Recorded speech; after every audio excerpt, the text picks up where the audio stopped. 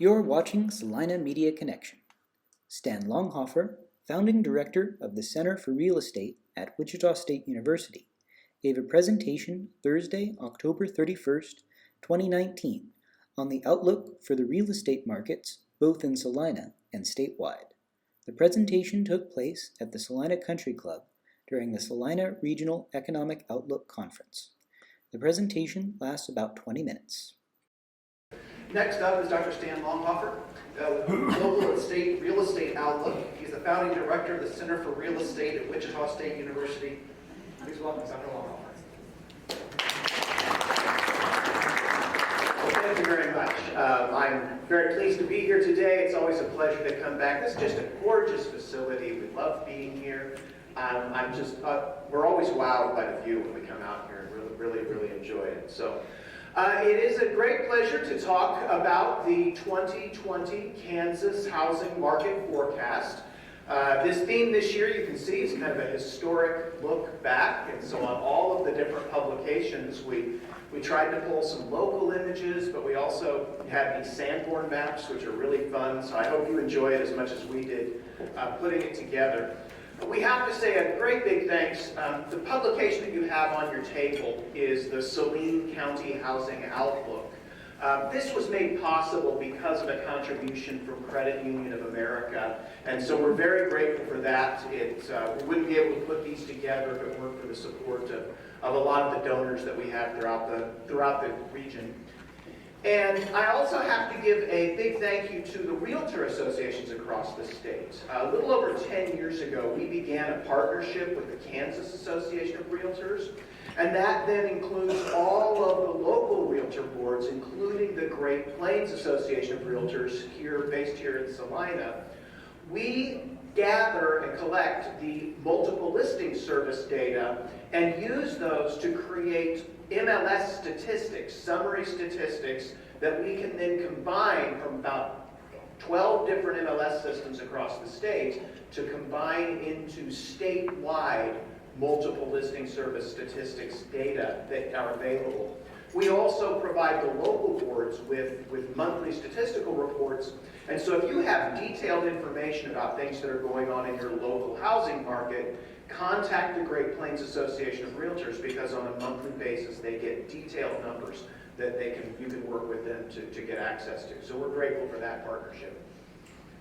And with that, I'll talk about our housing forecast.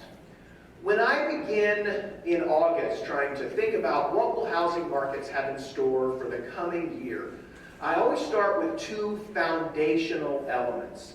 The first is the underlying mortgage rates. What's happening with financing, and can people afford and get the homes that they want? And a year ago, if you were here, you heard me say that this would be the year that mortgage rates finally returned to normal levels. We figured they'd be going up to around 6%, and that to me was what should be the case for mortgage rates in a healthy economy with stable growth, low inflation, and nothing weird going on in financial markets. And so, as they are wont to do, as soon as we as economists make bold predictions and put our neck out there, the economy proceeded to do something totally different. And you can see that mortgage rates today are more than a full percentage point lower today than they were a year ago at this time. It's really been a stunning drop. That doesn't have anything to do with some sort of faltering in the underlying economy.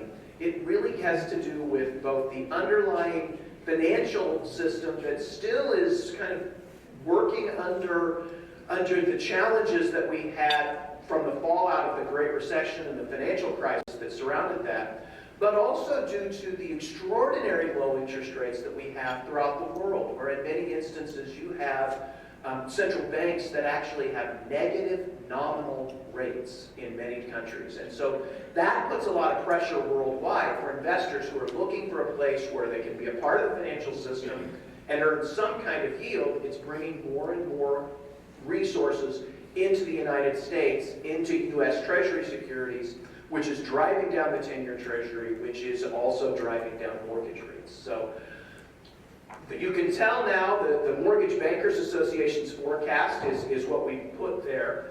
And their forecast now, they've basically thrown up their arms and they've said, we give up.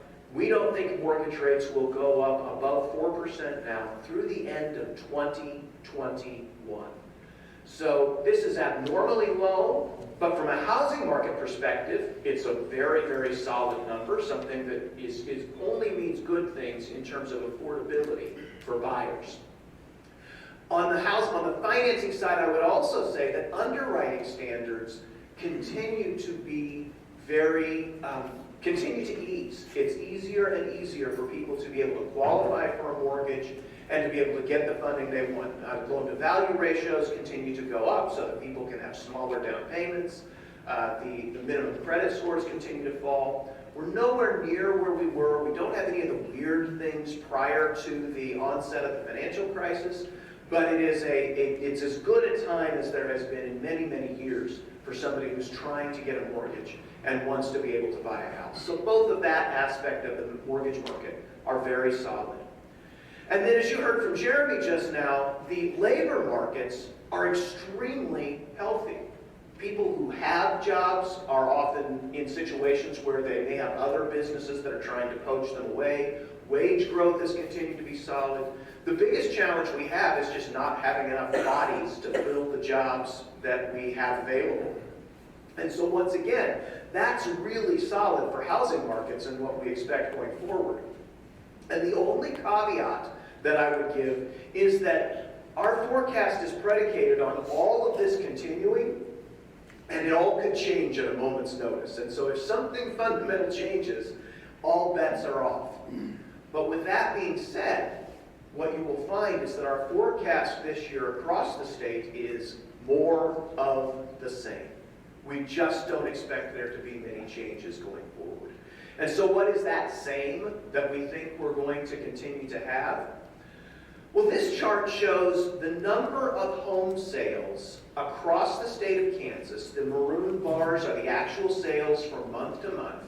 And then the yellow line is a moving average. It smooths through the seasonality where we always see that home sales go up in the spring and then they tail off in the fall and winter. And what you can see from that is starting in 2011, home sales across the state began a steady churn upward that was healthy recovery. And year over year, we kept seeing gains and gains again and gains again. And over the last year and a half or so, that seems to have leveled off. And while home sales haven't been declining rapidly, they're not increasing anymore. And so what we're finding is that demand, all the fundamentals are really solid for the housing market. Demand is very strong. People are interested in buying homes. But what I'll show you here in a moment is that the challenge is supply. We don't have the inventories available for the people who want to buy homes. What's been happening in Salina? In many respects, the story is very similar in Salina. We saw some increases that started in 2011. There was kind of a little peak in late 2013, and then again increases. But over the last year and a half, 2 years, home sales activity has kind of leveled off and really isn't increasing anymore.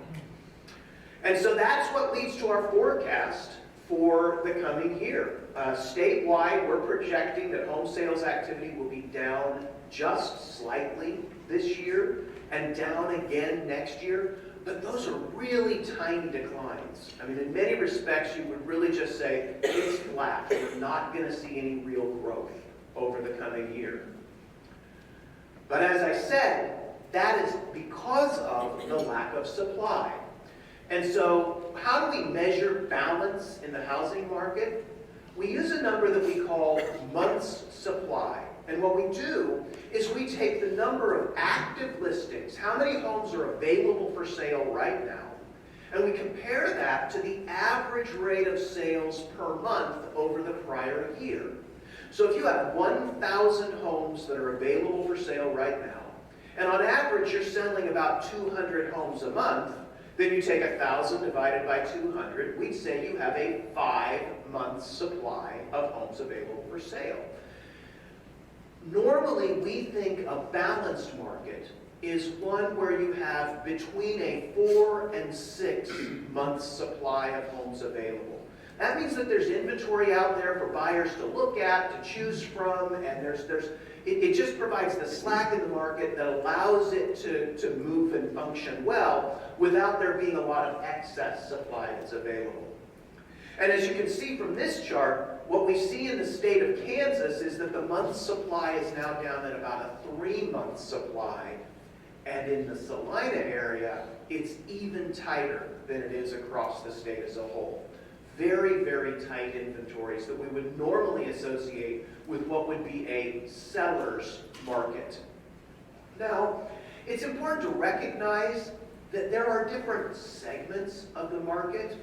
And so sometimes when I think buyers, they hear, or sellers, especially homeowners, they hear, oh, it's a really, really tight market, and homes are going with bidding wars, and everything's selling really, really fast. That may be true in general, but it may or may not be true in your specific neighborhood or for your specific price range of home or so forth. And so to get a sense of that, I thought it would be useful to look at segmenting the market in different price ranges. And so in this chart, we picked some arbitrary price points for the Salina MLS, for the Salina area home sales. What you can see here is we started with the lower end homes. Homes priced below $100,000. Mid-market, maybe the most desirable price range, between $100,000 and $200,000 price range. Upper middle market, $200,000 to $300,000, and then the top end of the market, an arbitrary point that we picked, but we said, let's say above $300,000. And what you can see here in this chart is that those the lower end, the middle, the upper middle market, all very, very similar, very, very tight, between a 2 and 3 months supply available for sale. But once you get into the upper end of the market, things are much more flush. There's a lot more homes available for sale. Homes can end up sitting on the market for a longer period of time. And so the point here is that not every home necessarily reflects what's happening in the average of the market. And so it's important to understand where you fit within the market when you're thinking about engaging in a transaction. Well, as you would expect, when you have strong demand and tight inventories, we're seeing some healthy home price appreciation across the state. This is the year-over-year percentage change in home prices. And I have the U.S. number on there, and that's the blue line. And as you can see, in the wake of the financial crisis, we saw some pretty sharp declines in U.S. home prices on average. And since then, we've had some very healthy appreciation, over 5% per year for a number of years. Kansas is a little bit moderated. That's the maroon line there. Some modest declines, but recently appreciation across the state on average has been about 5% per year. Now the yellow line on there is what I've called rural Kansas counties, and Jeremy alluded to this before, and I hate that term, but it's nice and concise. What it really means is any county in Kansas that's not a part of one of the 5 large metropolitan areas. And so that would include Salina County, but it would also include counties down in southeast Kansas, in northwest, in southwest Kansas. There's a lot of variation across the state. But it's the most reliable measure we have of kind of pure home price appreciation outside of the large metropolitan areas. And it tells a story that I do think is interesting.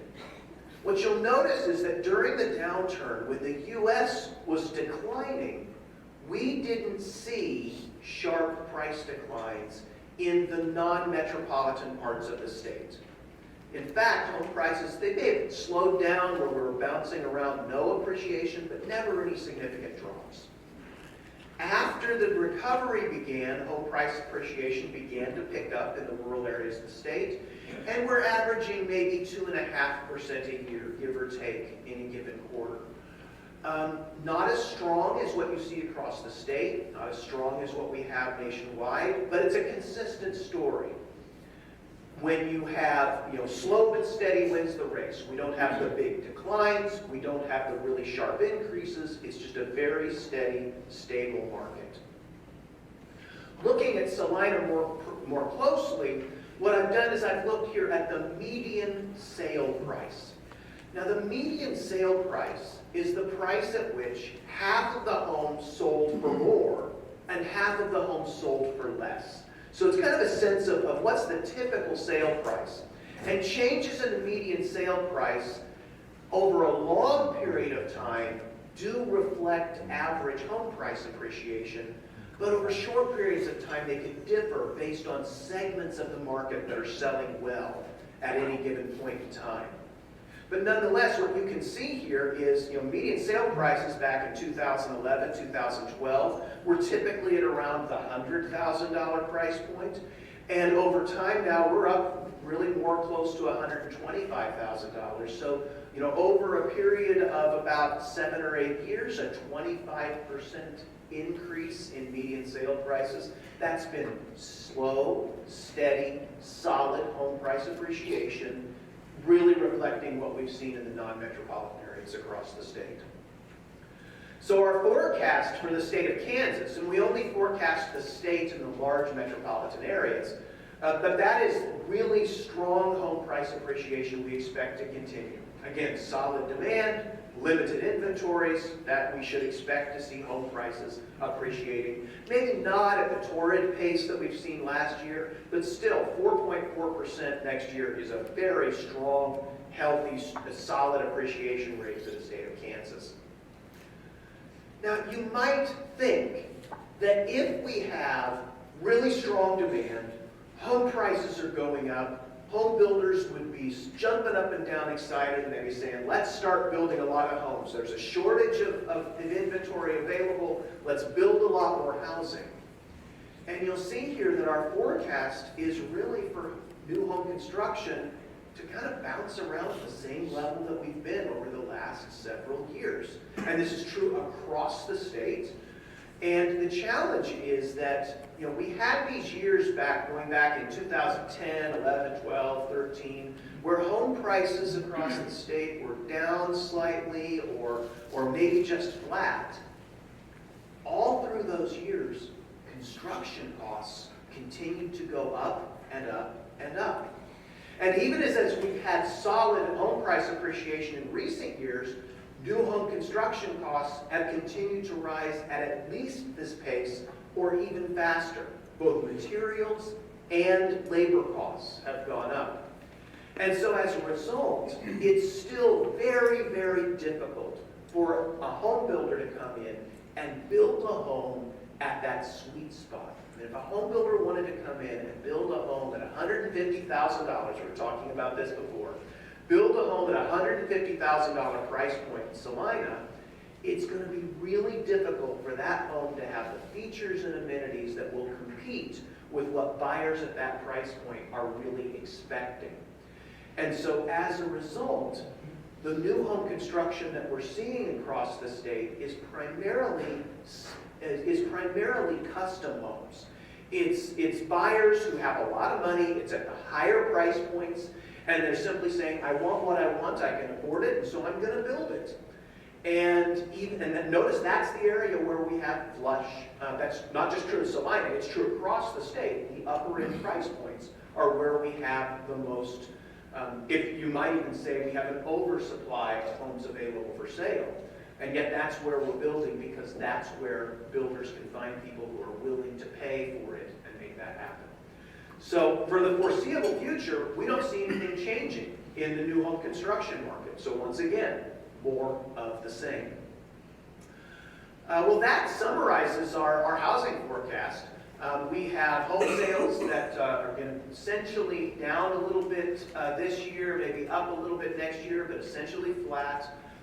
New home construction, once again, about the same, and home price appreciation, a solid, healthy appreciation because of the tight inventories.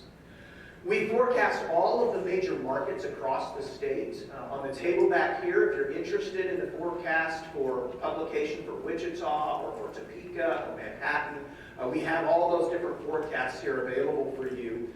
You can also find all of them, and the slides from my presentation today are available on the Center for Real Estate website, which is wichita.edu/real estate. And with that, I'll turn it over. Thank you very much. That was a presentation by Stan Longhofer on the outlook for local and state real estate markets. You're watching Salina Media Connection.